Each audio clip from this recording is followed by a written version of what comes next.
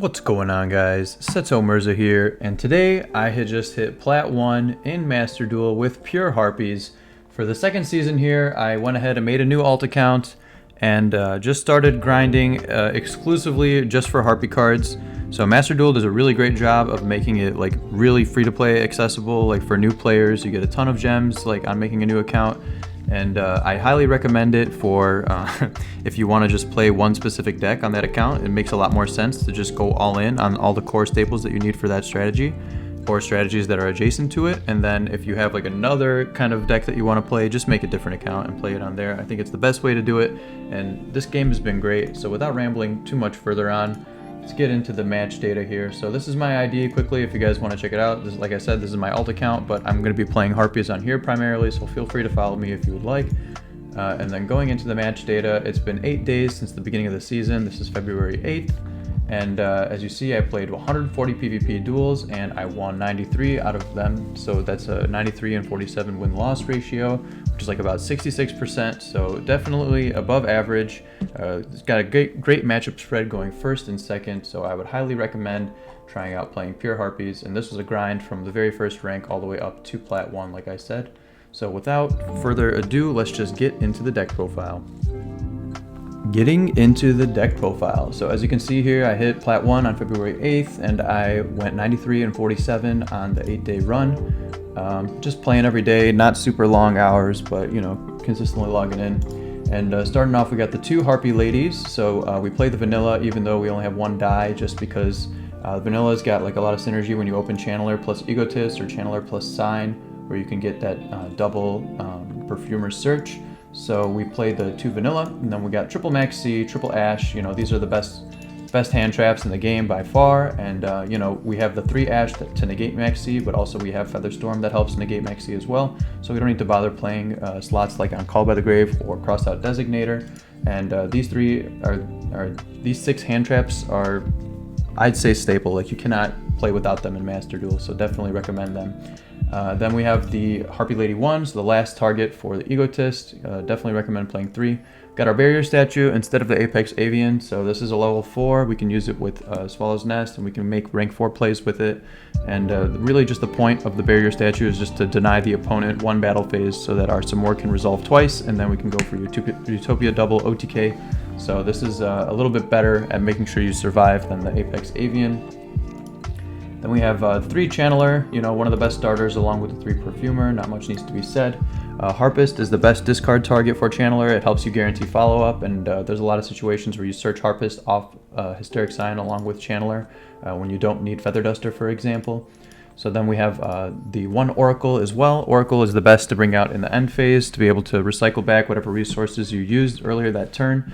That way you can keep 1 Elegant Egotist in your deck so that your Perfumer draw is live as well. So it's always best to go like Oracle in the end phase, use it to grab back the Egotist. And then this also enables the infinite resource loop with Feather Rest as well.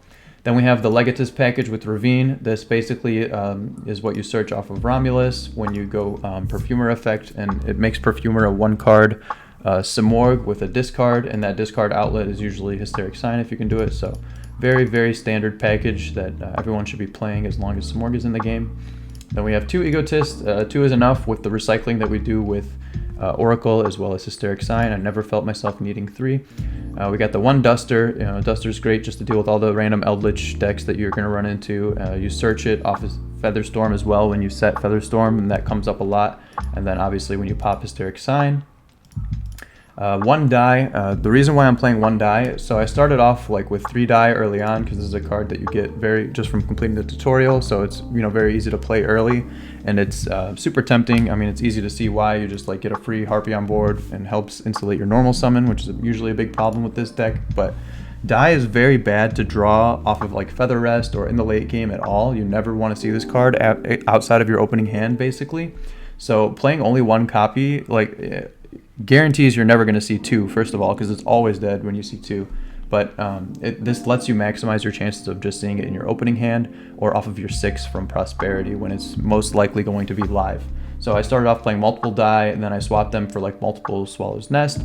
Swallow's Nest has like a similar kind of thing going for it where you don't want to see multiples of it ever, and it helps like you know, if you have one die, one Swallow's Nest, like imagine if this was 2 die, then and you open both of them, it would suck. If this was 2 Swallow's Nest, you open them both of them, it sucks. But when it's 1 and 1, if you open them both, they actually combo with each other, and it's like the best combo because you can basically get Perfumer out without using your normal summon, and that's just very, very, you know, plus. So the 1-in-1 ratio is something I highly recommend and settled on because we want to keep this list a clean 40 so we get max chances of seeing the Featherstorm, of course. Then we have the Feather Rest, this great double search target for Perfumer, and it helps, like, you know, in your resource game, basically getting to shuffle back, you know, 2 of the ladies, and then the Oracle are always the main targets that you want to bring back with that to get the resource loop going.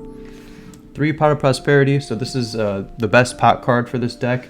We always want to dig for Featherstorm, or sometimes you just need a channeler, and this just helps you get whatever missing piece you need. Like going second, you dig for Droplet. Like it's just, you know, amazing card, and we have like a ton of utility slots in the extra deck to be able to banish off for free. I'm always banishing 6 unless like my hand is just like super amazing and I've got no reason to. But usually if you can hold this card until the end of your combo, then like after you get Samorg out, then you go for the Prosperity to try and make, like, you know, deck thin as much as possible to maximize your chances of hitting that Featherstorm, because the Samorg barrier Featherstorm going first board is basically what we're trying to shoot for like every single game. Then we have Harpie's Hunting Ground. So this is another in-archetype way to get rid of back row. So going second, this is usually your double Perfumer search target to guarantee a pop with Egotist. It's just very good against, like, you know, random, like, there's a lot of trap decks in this game is what I'm trying to say. And Harpies have like a very good spread, like in what the engine does itself. Like Featherstorm just blanket negates the monster effects, and then we got Searchers for Duster and Hunting Ground that just take care of the back row.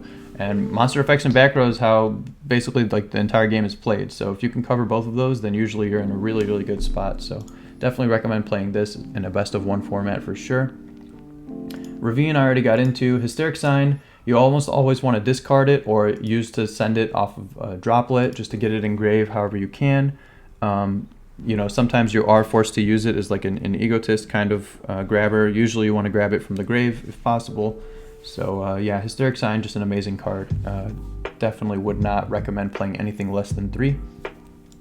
Swallow's Nest I got into as well, but it does help playing into boards going second. Sometimes you find your opponent just has like an Imperm or a Forbidden Chalice, and you know, if you can just tag out with Nest going into a board, sometimes it'll get you a game out of that. And it's also just a little bit more consistency, like if you open Legatus plus Nest, then you can still combo and whatnot.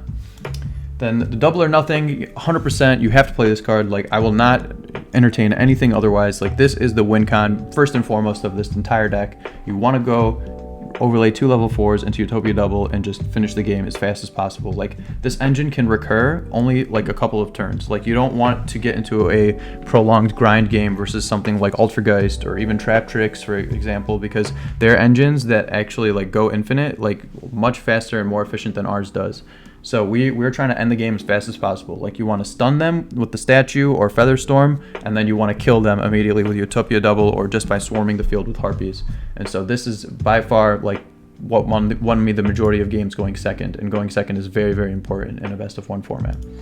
Then 3 Forbidden Droplet, it's, you know, if your deck can play Droplet, it's amazing, and this card is great going first and second. Going first, you can obviously, like, you want to send Hysteric Sign with the cost whenever possible, but you can even use it to lower an opponent's attacking monster to make it so that your barrier statue lives and makes it into turn 3, which is also very effective. Sometimes that just, you know, seals the game for you as well. So Forbidden Droplet, you know, lets you play into pretty much everything except Rongo Bongo or like Smoke Grenade, Charles discarding your hand. So aside from those 2 things, or getting FTK'd, like if you can open Droplet, you usually got a good chance to play into whatever your opponent has put up.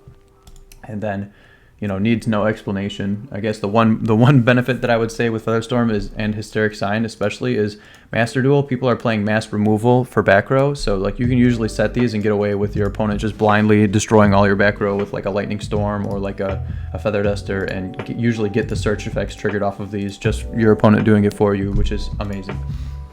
All right, getting into the extra deck, we've got the Harpie Cyber Slash. So this comes up a lot when you're trying to like basically bounce an opponent's monster or get the extra value off of like double searches from Perfumer and whatnot. Usually you go into this after on turn 3 just to clear up whatever your opponent has made. If you can end on this plus the barrier statue and like a set back row like way to trigger it, then that's usually like the best board that you try to go for going first. Then we have the Utopia double package. I've already talked about it a lot. Lightning Chidori is great because you can make it under the barrier statue and it clears a lot of cards, it puts up a lot of pressure, and you make Zeus with it usually. And then Zero Fiend is good to negate like all the monsters on the board and gain a bunch of attack. Sometimes that comes up where your opponent just has like a bunch of like, you know, big chunguses that you need to just negate all at once. So it's come up for me quite a few times.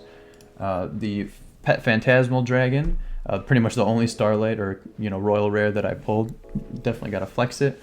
But yeah, you make this going into boards where like there's a lot of like you know, targeting effects, and you just want to attack past all their monsters and then overlay into a 4-material Zeus. That came up quite often.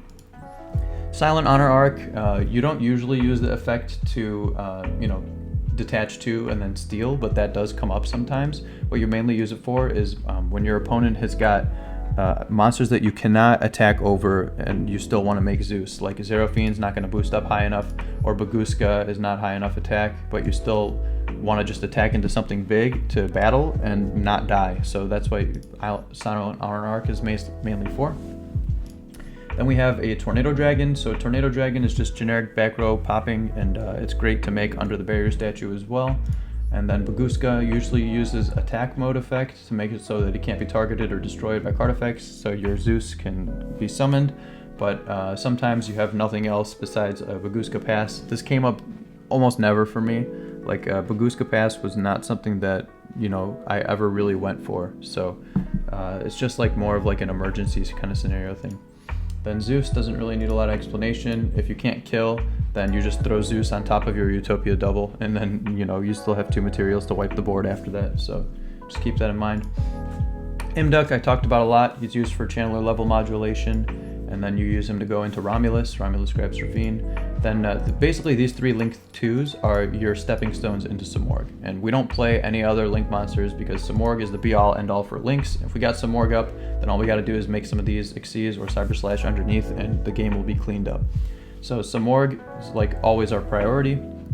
So when you open 2 monsters, like a Perfumer, and you have like a discard for Hysteric Sign, you're going to want to go for Romulus, just to discard the sign mainly, and because it turns 2 monsters into 3. If you open like a Double or Nothing or a Barrier Statue, and you have like enough Harpies in hand, then what you'll do is you'll go into Farrajet, and then you'll summon the Harpie out of hand instead of needing to search the extra monster with Romulus. Then you can basically link those 2 off for Samorg, and you can put back your brick and draw a new live card, you know, hopefully Maxi, Ash, the Droplet, or the Featherstorm. Even drawing Hysteric Sign there is good because usually you can just set it and then your opponent will blindly pop it too. So always good to be able to put stuff back, especially this Double or Nothing. So Farrajet comes up for those reasons. And then if you just like have Channeler Effect Resolve and you got 3 Harpies on board, instead of stepping up into any of these when you don't really need to, you can just go into IP and then use IP to make Samorg not able to be destroyed by card effects. And this is usually how you're going to try and make Samorg into back row or going second when you don't know what your opponent has. It just makes like Samorg like a lot more resilient, so that's why I ended up putting IP. This spot used to be like Dweller early on. I was playing Dweller, and I ended up cutting it just because in a best of 1 format, you're almost never making Dweller blind, and like you can make Baguska blind like in a worst case scenario. And one time I did get punished playing against Prank Kids, where I was like debating between making Baguska or Dweller. I made Baguska, and then you know, Prank Kids is all grave effects and they don't care about their guys being in defense because it's Link monsters that matter. So it ended up like, you know, losing me that game, and I was like, dang, maybe blind Dweller is a little bit better than I'm giving it credit for. So don't discount Dweller entirely, but you know, I ended up opting to go with like Baguska, the Utopia, or the Tornado Dragon, and the Zero Fiend instead. But you know, there's a little bit of flexibility there. And then one last note I wanted to say before I wrap up this profile is Harpie Conductor, absolutely terrible card. Don't play this. It doesn't do anything. You know, its only purpose is like really in the Tri-Brigade engine, where you can tie the Tri-Brigades with the Harpies together. But in Pure, there's no reason to play this card. So that was my Platinum 1 Pure Harpie deck profile for the February 2022 Master Duel rank season. I'm gonna just quickly show you the other 2 decks that I was playing around with. So this one is a Harpie Tri-Brigade kind of build, where you can go for like Bear Broom pitch, like, Hysteric Sign, which is kind of like what we're doing in the TCG here. I do have Bear Broom in here with the Revolt, but I didn't end up playing this list. I just didn't think that it was worth it. Like, if I'm gonna play Tri-Brigade, I'll play Tri-Brigade with Lyrilusks and go full power. But if you wanted to play Harpies with Tri-Brigades, this is an option. Your Tenki is a 1-card Samorg with the Rendezvous, Barrier Protection, and then we're just playing the minimum Perfumer package to just go into rank 4 plays, as well as go into Cyber Slash and enable the Featherstorm from hand. I was thinking about playing it with like, the 3 sign, a Oracle, and 2 Harpie Ladies and whatnot, but it ended up like cutting out the number of like going second cards that I could play. I'm barely playing the Ash, the Maxi, and then only 2 Droplet and 2 Imperm, so not really much more room for going second cards here. So this is just an option. I chose not to play it, but if you want to, here it is for you guys. And then a little bit more of an interesting build.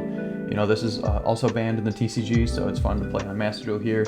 I had a deck profile up on this on my channel for Harpie Raidraptor with VFD when it was legal. But basically the idea behind this deck is you can go Channeler, bring out the Pet Dragon, and overlay into Raidraptor, Arsenal Falcon, go into the Wise Strix, and combo off and basically use the rank up magic to bring back the Arsenal Falcon from graveyard and rank it up into True King of all calamities. And you end with like a Samorg, a True King, and the Barrier Statue, and your opponent basically's got like no way to play through it. So it's just like a fun, more combo kind of build, but after playing combos so much, like with Lyrilusk and Tri-Brigade, like I just wanted to like have like a more chill kind of way to play. And that's what I think the pure build definitely did the most for me, and why I kind of stuck with it and played this the most on Master Duel out of all the other ones. So, all right, guys, I've rambled on far too long. If you made it to the end, obviously like, comment, subscribe. Check out the Harpie Discord. That's where I do like most of my theory crafting on this stuff, and the community there is really great. And until then, this has been Seto Mirza signing off. Peace.